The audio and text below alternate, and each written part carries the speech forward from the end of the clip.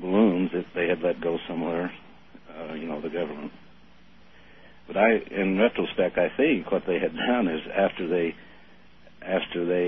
put up that story about it being a weather balloon, that they released a number of these things so that people would actually see them. Because I saw one of them myself as a 7-year-old, and it was just a big weather balloon that kind of deflated and came down into the field. Well, I appreciate that. Thank you. And I guess you can look at it that way. In other words, you're suggesting that after the initial incident, they began launching balloons on a regular basis as a cover. That can be imagined. But again, after listening to Colonel Corso, and by the way, I have a great deal of respect for Dr. Alexander, who has done a very careful investigation of the Colonel's background. You've got to come to one of two conclusions. Either you have just heard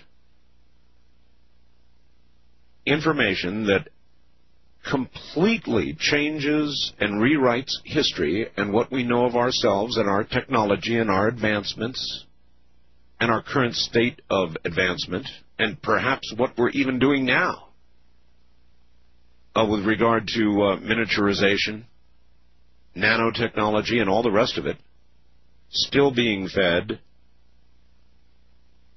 from elsewhere. You either believe that and believe the Colonel and his story, or I suppose you could believe he's crazy. Dr. Alexander suggests that has already been looked at and is certainly not the case, nor does he sound that way. He sounds like a simple, honest, old soldier who's a patriot and who is telling us the truth. And if he is, then everything we believe is all wrong.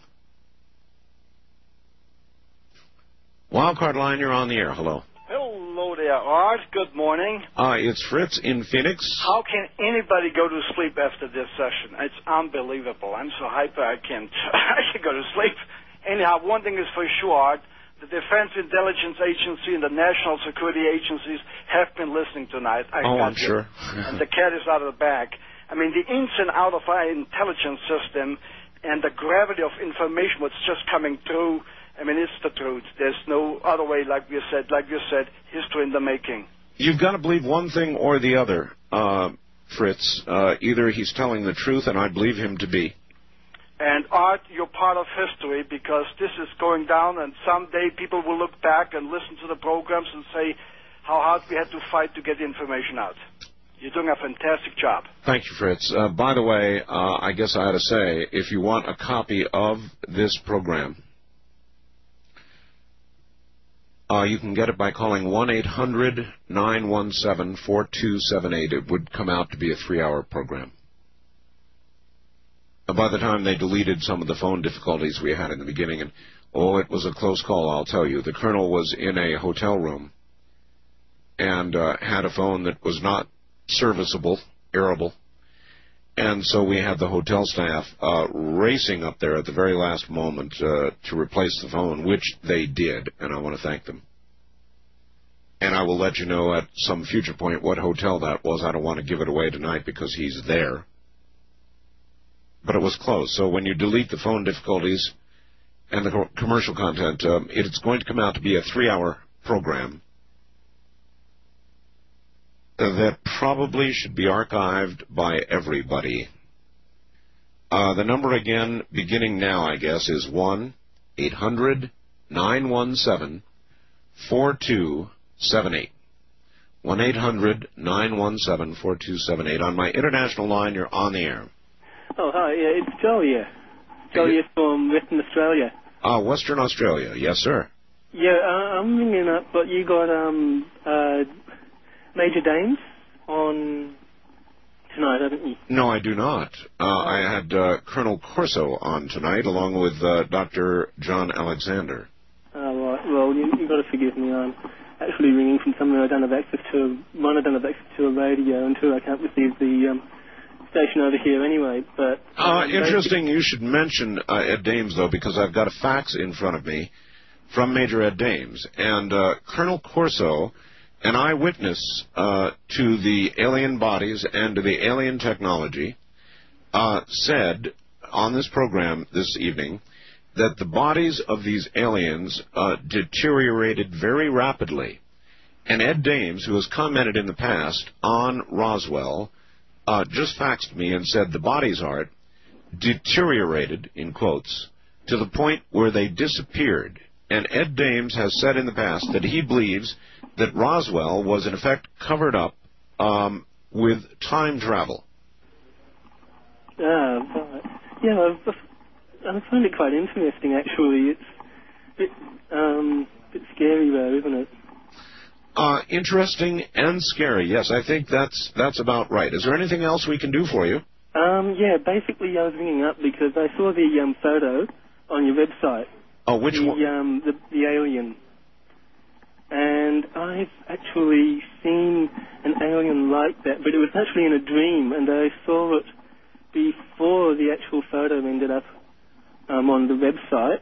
Well, if I were you, I would seek out a clinical hypnotist and try and find out whether you actually dreamt that or whether perhaps you had an experience that can only be accounted for through regressive hypnosis, sir. Thank you.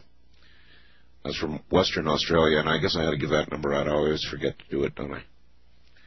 You can reach us internationally, toll-free. The number is 800-893-0903. That's 800-893-0903. East of the Rockies, you're on the air. Yes, Art, KRN 920, Arkansas. Yes, sir.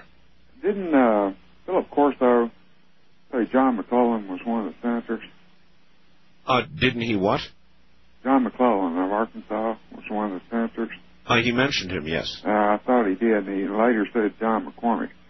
But John McClellan was on the Un-American Committee. Yes, Un-American Activities. All right, and I think one of the emotions might be anger. You know, we got some of the things. How many things were kept secret? How many still are kept secret? Yeah. I don't know. And John McClellan... What I do know, though, is that I believe Colonel Corso.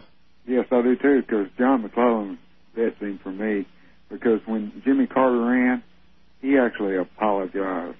I know. To the Arkansas people for having to vote for him. For party loyalty. That was his last. Jimmy Carter made some other apologies, too. Thank you. Jimmy Carter, I believe, was well aware of much of what the Colonel just said tonight, and more, no doubt more. And Jimmy Carter, as you know, when he ran for office, said that he would reveal to the American public, as a campaign promise, what he found out about extraterrestrial life, about UFOs. He saw one himself. And I am not ever going to forget a call I got from a listener, which I regarded as absolutely genuine not long ago, in which a caller said he had gone to a book signing of Jimmy Carter's. And Jimmy Carter, and I can relate this fairly accurately, I believe, Jimmy Carter was sitting there, as you do when you're at a book signing, hours on end, kind of not looking up or hardly making eye contact with whoever is in front of you because you're signing one after another after another. And that's what Jimmy Carter was doing, signing very quickly. But my caller took the time to make eye contact with Jimmy Carter, caused him to make eye contact, and asked him specifically about his campaign promise. And Jimmy Carter, according to the caller, stopped cold, and tears formed in his eyes. And he never really said anything about it. And that was the end of the encounter. But it says a lot, doesn't it?